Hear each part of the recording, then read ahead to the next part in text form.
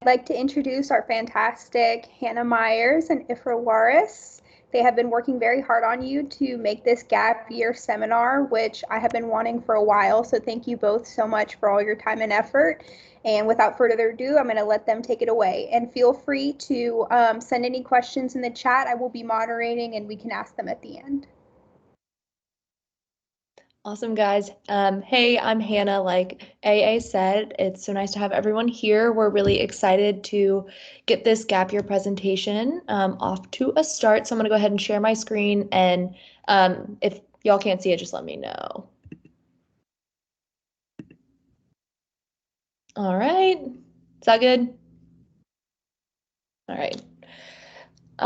So we are, like we said, talking about gap years and all the opportunities you have as med students or as future med students to take when you are considering these options. So first and foremost, what is a gap year? A gap year is really any time that you take off between your undergraduate education and before the beginning of medical school. It can be multiple years, it can be 1 year, you can be doing something to improve your resume, something you enjoy, traveling. Really, it's kind of anything you want it to be in the time and space between undergraduate and medical school. We put together some videos for you guys concerning gap years from some older students so you could hear from students who have been through not only a little bit more of their medical experience, and Ifra's going to introduce for us. Okay, yeah. So hi guys, my name's Ifra. I'm an M2 at MCG. So I'm just gonna introduce Natalie Zink really quick. So she's a really good friend of mine. She's also an M2 at MCG. She graduated from the University of Michigan in 2016, and after that she spent time working as a paramedic for several years. Since then, she's been invited to speak at multiple conferences, and she's developed an interest in emergency medicine. So she basically has a really cool story, and I thought it would be good to share that with you guys. So you can go ahead and play it, Hannah. Perfect. Hi everyone, my name is Natalie Zink. I'm a second-year medical student, and I just wanted to talk about my experience as a non-traditional medical student. So I went to the University of Michigan straight out of high school, and once I was there, I knew I liked medicine, but I wasn't quite sure how to make that happen or which way specifically. So I flirted with PA school, med school, so I wasn't sure. So I signed up for an EMT class to get my patient hours for PA school, and then I ended up falling in love with it. So I was an EMT for a little bit. I went on to become a paramedic. And once I was a paramedic, that's when I realized I needed to go to med school. I wanted to be a doctor. So I went on that path. I worked as a paramedic for 5 years up in Metro Detroit and here in Atlanta. And basically, I applied to med school 3 years in a row. I had my lucky third try, and I'm here at MCG. I couldn't be happier. I think that what I learned most about being a non-traditional medical student is that there's no such thing as a right path to get there. I wouldn't trade my experience for the world. I'm definitely different than some of my colleagues who came straight out of college, but not in a bad way or a good way. I've paid taxes before. Some of them haven't, so we give each other, I'll help them with that if they help me with genetics, you know, so it's all a give and take. And if you allow yourself to kind of lean on your colleagues in that and be confident in your own experience, I think being a non-traditional student has been really, really helpful. And I've heard nothing but good things from residency programs about welcoming students who have had a little bit of a taste of life and are sure that what they want to do with their life, they've explored a little bit more, so they're more confident in what they want to do with their life. So no shame. If you ever have any questions about EMS, I love EMS, and that's my place. That's my favorite thing. So please feel free to reach out, and they'll give you my contact information, I guess. So thanks so much. Good luck. Awesome, guys. So that was Natalie in M2. And then this is Anna McKenzie. She's an M3. She's currently on her rotations, and she's going to tell you a little bit about her experience doing something in her gap year that wasn't necessarily what Natalie did. Hey guys, my name is Anna McKenzie, and I'm part of the class of 2023 at the Medical College of Georgia. And I was just going to tell you a little bit about my gap year. So I graduated from UGA in 2018, and I decided I wanted to live abroad and work on my passion for teaching. So I found a program called the Council of International Educational Exchange, and I was able to be an English language assistant in Madrid. Technically a suburb outside of Madrid, but I was able to live in in the city and commute daily. It was a lot of fun. I taught English and biology and a little bit of history, and I honestly say it is what prepared me most for medical school without knowing it at the time. I learned how to be financially independent to a degree. I still have a lot to learn about managing finances, but I was able to do it when I lived there. And I learned how to teach better. I love teaching, and I plan on doing that after residency and whatnot. And I also just learned to be more open-minded, and I expanded my worldview, which to me is super important. And in retrospect, that helped me a lot in medical school interviews, is knowing that I had gained a sense of maturity emotionally and interpersonally. And I was asked a ton about that during my interview. And so in retrospect, it was very important for me to do something like that to work on my professionalism as well. For me, a huge takeaway was just enjoying what I do. A lot of people think gap years are, oh, it has to be science related or it has to be scribing at an emergency room. When in reality, what is the most important is that you do something that you love, because you're going to be entering a field where it's nonstop for the rest of your life pretty much. And so I recommend taking a time, a year, 2, 3 years to really just do something for you, because at no other point in your life will you be able to have that. I'm sure some people can make it work, but generally speaking in medicine, you will be working a lot. And I think it's important to take time and mature a little bit with your passions and your hobbies and just explore that side before you delve into medical school. I have a lot of friends in medical school now who did not take gap years, and they wish they had, for the reason of just taking time for themselves and having a break from the nonstop application process in college, going straight into medical school. Enough about that in general. Going back to what I did, if you're at all interested in teaching or working with younger kids, my kids I taught were 13 to 18. 18-year-olds are a little more difficult, honestly, because I was not that much older. But the 13-year-olds were so much fun to teach. They were so passionate. And if you have any questions about that program, feel free to reach out. I think my contact information is provided. I'll be happy to chat about programs like that, or just the application process in general to medical school. So best of luck to all you guys, and go Dogs. Awesome. So that was Natalie and Anna, an M2 and an M3 from MCG. Thanks to both of them for taking the time to give us those videos and those testimonies. But I hope you guys get a general idea that gap years can really be anything you want to make of it. It can be a time to build your clinical experience or a time to enjoy your time. And we'll go a little bit more into that. So we actually conducted a survey with the M1, M2 class from MCG to see the percentage of our exact class and how many people took gap years. So as you can see from this graph, 92.1% of kids in the M1, M2 class did take gap years. So that's well over half, well over 3/4, a significant amount of the class. 17.9% didn't, so still very common not out of the ordinary not to take a gap year, but just know that a gap year is more common than you probably think. I personally didn't know this many people in my class had taken gap years. And then breaking it down a little bit further into how many years they took, 96.3% took 1 year, 96.4% took 2 years, and then 17.2% took 3+ years. So it's not uncommon to take even more than 1 year. Alrighty. Yeah, so we wanted to kind of expand this beyond just MCG. So, I mean, there's people all across the nation that are applying to med school. And a lot of times people wonder, like, okay, like, how am I going to compare to people across the nation? How am I going to compare to the average medical school student? So this is actually data from the AMA. And in 2015, you see that almost 60% of matriculating students took at least one gap year. And then 2019 data, you guys can read the numbers, but basically you see that about 65% of students took at least one gap year. So in some cases, it was even more than one gap year. So just reiterating what Hannah already said, it's pretty surprising to see that there's actually more students that are taking gap years than students that are not taking gap years. And it's important to put that in your mind when you're applying to med school, because a common question that comes up is, is it bad to take a gap year? How do I compare to someone who doesn't take a gap year? Because there's kind of like this stigma around it that, oh, like if you take a gap year, it means that, you know, you're taking that year to kind of recover from maybe something that happened in undergrad.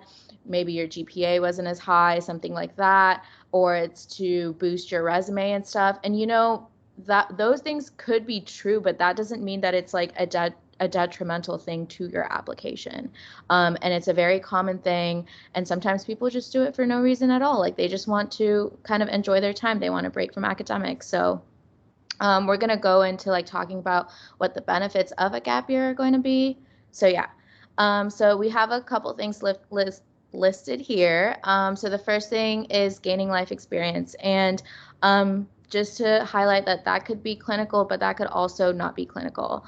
It could be, you know, shadowing or scribing to prepare you for some things that you might encounter in medical school, but it could also just be gaining life experience, learning to live on your own, learning to be an adult, learning to do your taxes, like how Natalie had mentioned, things like that. We also have travel here. You know, if you want to travel, if you want to learn more about different cultures, you want to like better your cultural competency, all of these things will actually make you a better rounded person holistically and probably a better medical school applicant in the future as well.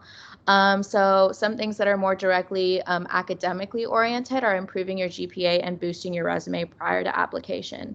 So I mean, I went to Georgia Tech.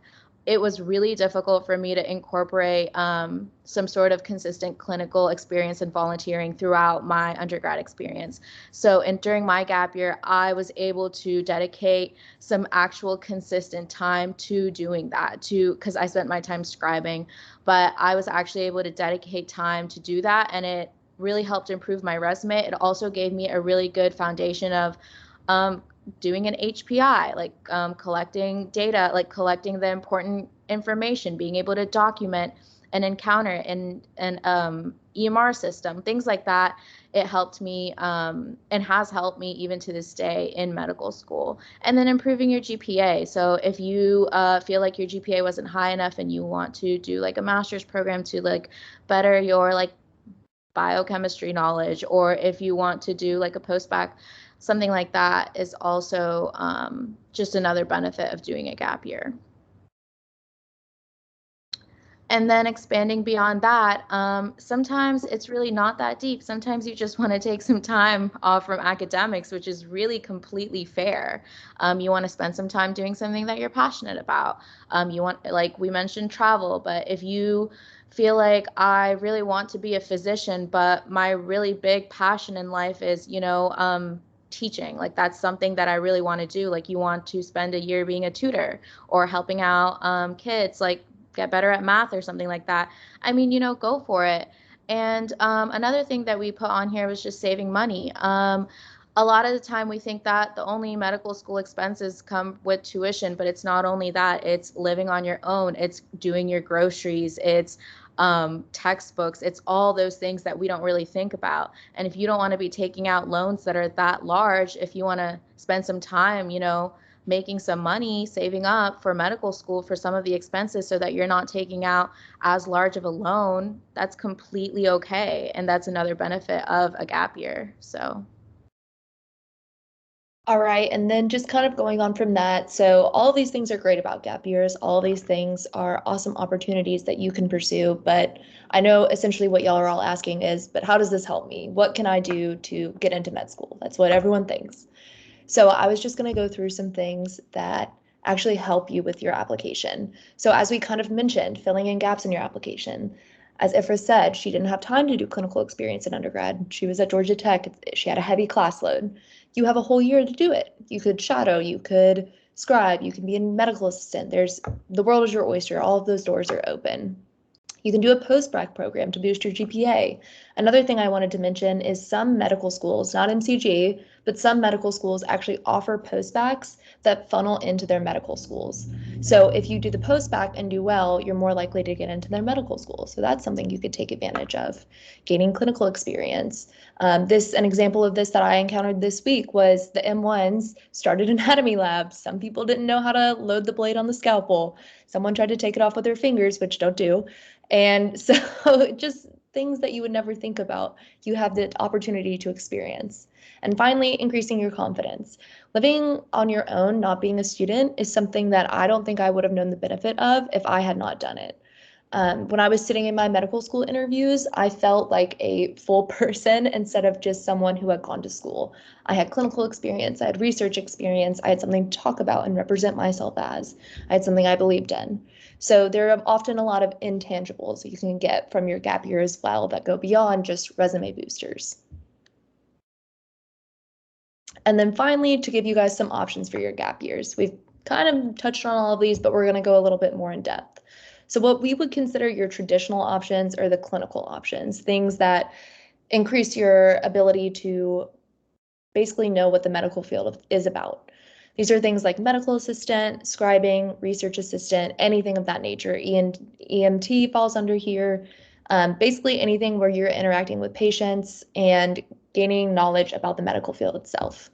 Next is volunteering. You can do something as big as the Peace Corps where it's a commitment for years and you're traveling, or you can do something much smaller. This is just ideas, like I said, everything is up to y'all. And then travel, like we said, it can be for pleasure, it can be volunteer based. You could do what Anna did and go to Spain and teach. So you're kind of getting a bunch of things knocked out at once. And then finally, a non-medical job or experience. This doesn't have to be something to do with medical school. If you have something you're passionate about that's not anything to do with medicine that you want to have the opportunity to do before you basically set on the rest of your life path, this is the time to do it. There's basically anything you want to do is a perfect opportunity for your gap year. And I know sometimes that's hard to hear because the doors are almost too open, but it really does give you the opportunity to explore and decide what is best for you as an individual. So earlier, you guys saw a breakdown of kind of the percentage of students in the M1 and M2 class that took gap years. Over here, we asked a further question, which was what you actually did during your gap year. So if you kind of look at the breakdown over here in this graphic, you'll see that the majority of people, about 77% of the responses, and obviously there are some people who probably took a gap year and haven't responded, so keep that in mind. But about 77% of people did do some sort of clinical experience, but you could also see that 28% of people did research, 34% of people did volunteering. There was a lot of people who traveled. There was people who did something non-medical. So if you look at that, that kind of helps you just keep in mind that all of these people did completely different things, but we're all in the same place. Like, we're all in medical school. We're all working towards becoming physicians. And I think it's important to keep that in mind because it helps ground you and reminds you that the perfect example of somebody that is currently in medical school right now is not somebody that had a 4.0 GPA and did research and did like something, scribed every summer or something like that during undergrad, and that's how they got into medical school. Like, no, there's people who take several years off afterwards and they end up traveling. There's people who are in our class who literally have babies. They're married, like these huge life events. I mean, there was literally a guy who, like, as our module director was telling us a story where this guy during our module exam had to give him his phone and be like, hey, if my wife calls, let me know because she's pregnant and she might go into delivery while I'm taking my module exam. So there's people in all these different places in their life, and we're all in the same place and we're all trying to be physicians. So I think that's just important to keep that in mind. All right, and then we wanted to also give you guys some tips on actually how to find a gap year job. So you have all these options, you have all the benefits, and now what do you do to actually get the job? So some things that I did and that Ifra did that we thought would help you guys out was making a LinkedIn profile. This seems like a basic thing, but actually on LinkedIn, they have job applications. And so you can apply with your profile. So that's helpful. One thing I did want to mention is make sure you edit your social media when you are applying to gap year jobs or medical school. I actually had medical schools view my LinkedIn profile, so I do know that they look you up. Just something to think about in the back of your head when you're applying. Update a resume or a CV. Have something to hand to jobs that gives us some of your experience. And the good thing about applying to jobs when compared to medical school is often you don't need quite as much experience or quite as much sparkle to kind of qualify. So it's a practice run for when you apply to medical school. You can do online searches. Some great online resources are websites like Indeed and Handshake. Augusta University actually has a Handshake account you can use, and those jobs are only offered to Augusta students. So that's really helpful. And then finally, one last thing I wanted to mention was personal connections. I know sometimes it can seem a little taboo to reach out, but it's an awesome way to connect and try to get jobs. I personally found one of my gap year jobs through a personal connection. So it's something that was a little bit difficult for me at the start, but I'm really glad I did because it gave me great experience. And then finally, we are, as MMOMP, we are going to give you guys some resources to help you with your gap years. We made an Excel sheet that I'm going to continuously update and will be given to you guys of gap year jobs that we've researched for you. They're everywhere. They're from Buckhead to Augusta to Savannah. They kind of cover the grid of Georgia. So they're just some opportunities to apply there. And then if I can mention the next two. Right. So, Hannah, as you guys know, I don't know if she mentioned this, she is going to be the future president of MMOP. And within the organization, there's a lot of M1 and M2 mentors that actually help people that are at the stage of life you guys are in, like undergrad, kind of wondering what to do next, trying to like improve your resume, trying to make yourself like competitive candidates for medical school. So I'm a mentor, and we have a lot of them in the organization. And basically, one of the most important resources for you in this organization is reaching out to the mentors that you've been assigned to and actually being proactive with them and, saying like, hey, can you help me practice for a job interview? Can you give me commentary on my resume? What can I do to fix it? What are the strengths? What are the weaknesses? What are things that I should be thinking about even when it comes to medical school interviews? Am I doing everything on like the correct timeline? There's so many questions that you can ask people that have already been through it. And even if they might not have an answer for you directly, they probably have a friend in their class like who can answer that question for you. It's a really great resource.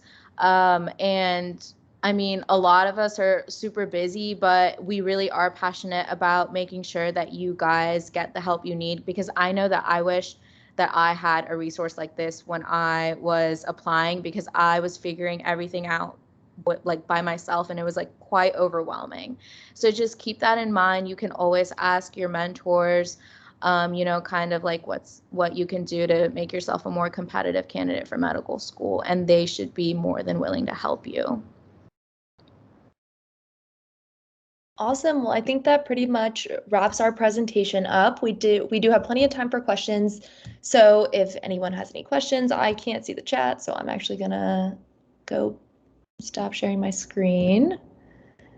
And feel free to ask, or AA, I don't know if you have any. Yeah, no, you guys covered everything. I also took some gap years, not by choice. Like Natalie, I applied 3 times, and then third time was the charm. And if I could give one piece of advice to you, to anybody who's watching live or will watch later, I was so afraid of a gap year at the time that I put myself out there for applications when I knew that I wasn't ready. And that was a lot of time, a lot of emotional energy, and a lot of money that could have been put elsewhere. So I think you guys did a really good job destigmatizing and kind of declouding the idea of a gap year. And if there's anybody out there that is scared of a gap year, that shouldn't be your fear. If anything, now that I'm in med school, there's plenty of my colleagues that have come in straight from college and like they have their own assets, but I know that for me personally, my journey needed those gap years. So thank you guys for such a good presentation. I don't see any questions in the chat, but I can pull up the questions that were sent. I have those, so we can go through a couple of those. Let me read the first one. So when to start looking for opportunities as a scribe or medical assistant. So I can kind of talk about that one because this was something I actually struggled with. One of the hardships I had was actually applying for jobs too early. I started applying in January before I graduated in May. And honestly, for the business world, this was just too early. They kept basically everything I applied to, they were like, come back to us in like April, come back to us in March, come back to us and make sure we still have an opening. So it is a little nerve-wracking having to wait that late for our planners out there. I know I'm one. But you do sometimes have to wait a little longer. I will say that is more for the scribe medical assistant jobs. If you're interested in research or something of that nature, you can do it a little bit earlier. So it kind of depends on the job, but it is probably it was a little bit later than I wanted it to be when I was trying to plan for my gap year. I could probably take another question. I liked this question. It was it hard to readjust to school life after taking a gap year? And I thought that was a pretty good question because I know that there's a lot of people who take several gap years and they have to readjust afterwards. So speaking from my experience, I took one gap year, and in that gap year, my life was very much, I was working a 9 to 5. I was scribing at a pediatric ear, nose, and throat doctor's office, and it was really fun. I learned a lot, but it really was, you work, like I was working around like 8 to 5, and then I would come home and it was like I didn't have to come home and study. You know what I mean? Whereas as a medical student, whether you are in your preclinical time or you're in your clinical like time where you're doing rotations, you do have probably you're spending a larger amount of your time actually studying and in the books. And then even when you're rotating, you do need to take time out of your day to study. So I will say that it was a slight adjustment for me, but I would also say that the biggest thing that I felt was I feel that if you're really interested in being a doctor and you're really interested in what you're learning, it's overwhelming and it's hard, but it doesn't feel like you're in the wrong place, if that makes sense. And that's just something that you kind of learn with time and you learn to adjust. And the really great thing is that you kind of have like, I mean, at least at MCG, our class size is so huge. We have like a solid like other 200 students that are just doing it with us, which makes it a lot easier. And there's like a good like support system, once like you build those friendships and relationships with those people. And another thing I want to say is that medical school is not designed to make you fail. They don't want you to fail. Literally, that would not help them in any way for you to like come in and fail. That is not the intention. And making it to medical school, like, yes, that's extremely difficult and it's an accomplishment to get there. And once you're there, I think once you're there, you will be okay. And I just think that's really important to keep in mind because really people genuinely want you to learn and they care about, making you the best physician that you can be.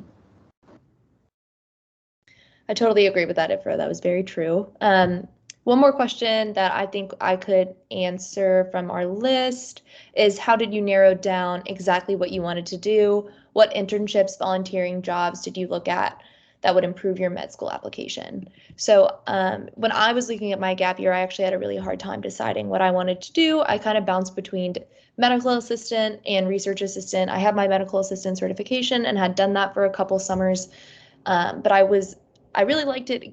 Gave a lot of clinical experience, but I also felt like I was lacking in research. So what I ended up doing was actually working both. I worked part-time 3 days a week at a dermatology office as a medical assistant, and then worked 2 days a week as a research assistant at Children's Healthcare of Atlanta. So I actually found 2 part-time jobs that were both what I wanted to do. that gave me the opportunity to kind of double down. So that's just something to think about when you're planning your gap year. You don't just have to do one thing. You don't just have to do research. You don't just have to shadow. You don't just have to volunteer. You can kind of touch on all of them if you want. Obviously, don't overcommit yourself. This really is your time to chill. Don't go crazy, but there are options where you don't just have to do one thing. So that is kind of something I would think about. Other than that, if you are just wanting to do one thing, I would look at your application and say, okay, out of all of the things that I've done, what is something I could improve on? Where is somewhere that I have a gap that I need to fill? And use your time there. I will say, if you hate it, don't do it. If you hate research, it's not required. You don't have to do it. Don't mess with it. But if it's something you just didn't get around to, this is your time to do it. So that's just one way to look at it. Yeah, and then I think this could be the final one we hit. This one was basically, was there negative judgment from your family and friends for taking a gap year? Did you feel like you were wasting your time when you took that gap year, and was it scary?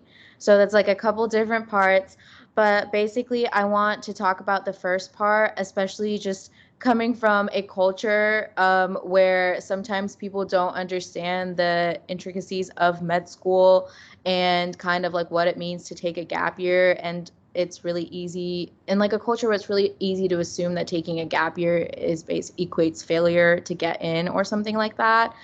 I think that it's important to yes, keep your friends and family in mind, but in the end, you're doing this for yourself.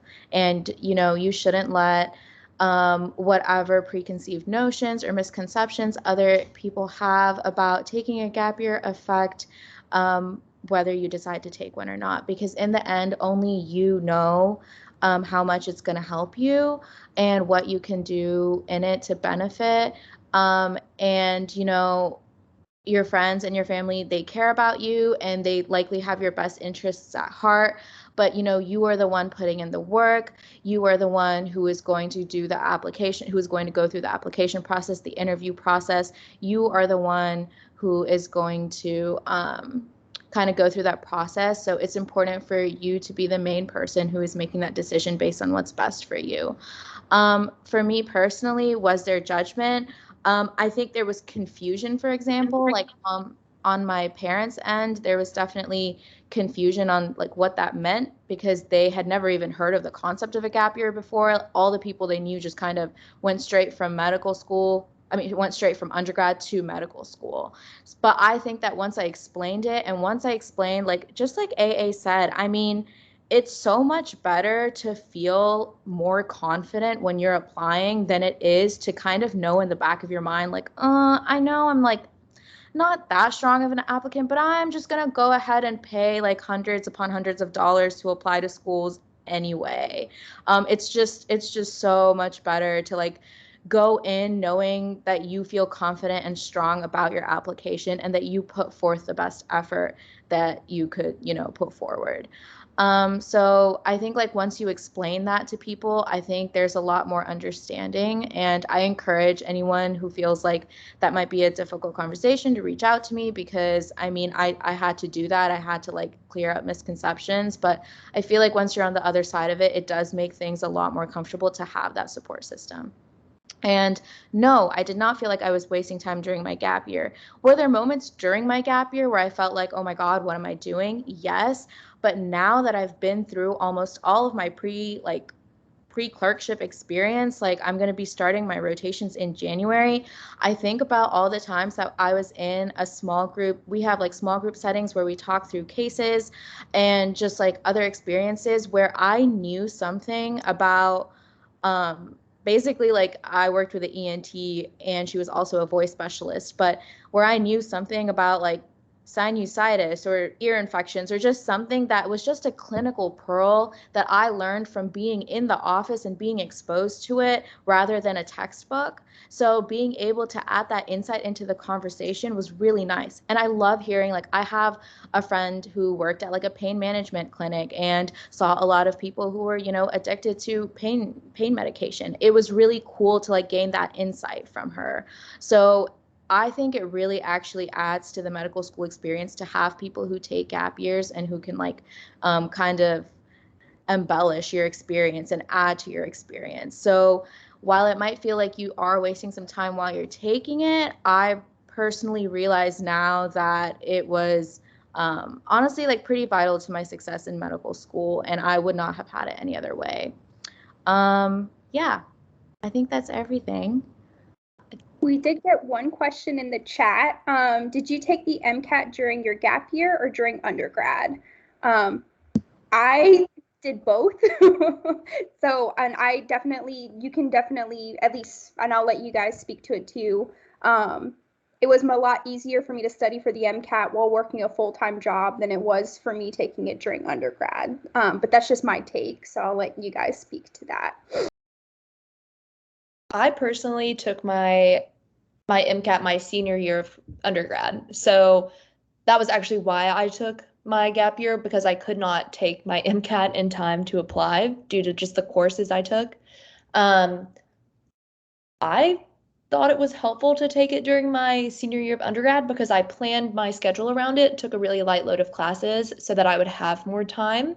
That being said, COVID did happen the month I was supposed to take my MCAT, so that really threw a wrench in the plan. But really, I think either way is totally fine. If you do take it in your gap year, you may have to plan for 2 years, because I know a lot of times they want you to have your MCAT when you apply or as close to it as possible. So depending on when you take it in that year, you may need 2 years.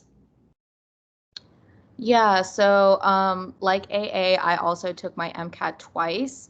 I had kind of like a different thing where, so I took my MCAT the first time right after, I'm trying to remember. I think the first time I took it was right after my third year of college, so after towards the end of the summer. And I didn't really get the results that I was hoping for. So then I decided to take it again after my senior year. So it was basically at the beginning of my gap year, which was definitely risky because basically I was applying. I had submitted my application to medical school without knowing what my MCAT score was because I hadn't gotten it back yet. So I kind of had like a different approach. And honestly, it was very stressful and I wouldn't recommend it. But I also knew when I took my MCAT for the second time, I was fairly confident that I did significantly better than the first time. And so when I did get my MCAT score back, I was like fairly pleased with it. And it kind of ended up working out because I'm here now.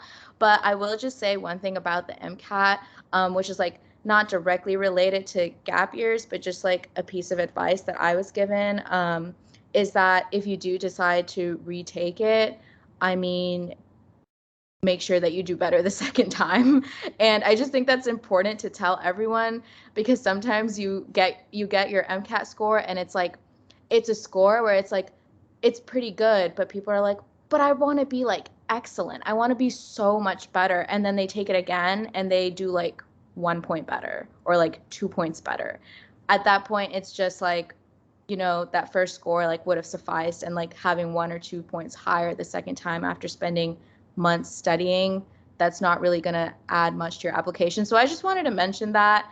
That's something that my pre-health counselor told me, like when I explained my situation, he was like, you have to do at least like this many points better the second time. But if you guys have questions about the MCAT and like that whole process, I think our contact information was at the end of the presentation. I'm gonna show it at the end, yeah. Yeah. So you guys can like reach out to me or really anybody else. But yeah. Does anyone else have any more questions? Honestly, we would love to answer them. You can put them in the chat. You can say them out loud, whatever you want. If not, totally fine. Feel free to email us after or whatever.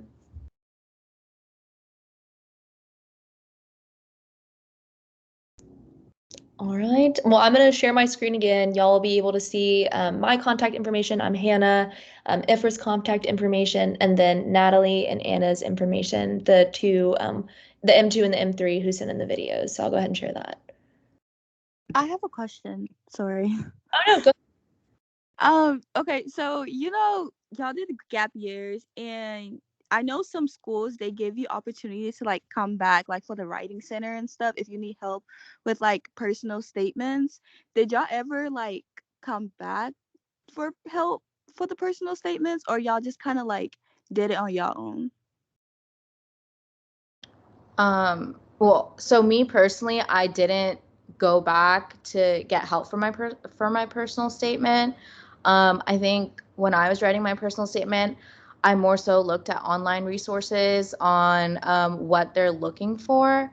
I don't know if, hey, do we have like resources to, yeah, I think you had mentioned something about that. So Yeah, so we do have Mary Chen and Maddie Shafley who are offering one-on-one personal statement help. So if that's something that you're currently working on now, reach out to me and we can set that up for you. Another good resource once you're out of school and maybe not able to access the writing center, if you find a really good like PI for research, a really good mentor in a research lab, or even if you work at a doctor's office, a lot of the physicians that I've worked with or encountered are really, really into helping students, especially with personal statements.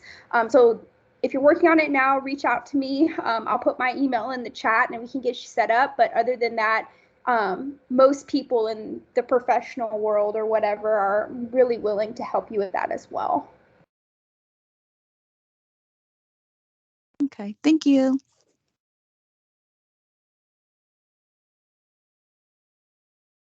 All right. Well, everyone can see our emails, right? Yes. I'm sorry, I can't really see anybody actually. But please don't hesitate to reach out. I would love to answer anyone's questions. I know personally I had a ton of help getting here, so I would love to give back as much as I can. Y'all never ever think you're bothering us. Um, and it doesn't have to just be about gap years. It can be about the MCAT. It can be about anything really. So I think that's it. Does anyone else have anything to say? Thank you so much, Ifra, and our new co-president, Miss Hannah. Sorry I didn't mention that at the beginning. It's okay. I was honestly not sure if we really started that yet. Yes, we have started. So definitely, if you have any questions or concerns, Hannah's a good person to reach out to. And then any other questions or concerns, reach out to me. We will be having another workshop on the Casper exam, which is something else that is really good to work on during your gap years. That's going to be on October 19th at 6 p.m. So please make sure to tune into that. But thank you guys for joining us live today. We really appreciate it. And anything at all, don't hesitate to reach out. You guys should all have access as of today to D2L. I'll send out an email about how to access that. It's on D2L Train, but we will have a link to this recording posted there if you want to reference it back later. Okay, guys, thank you so much for attending. We'll see you on the 18th, hopefully. bye, guys. Thank you.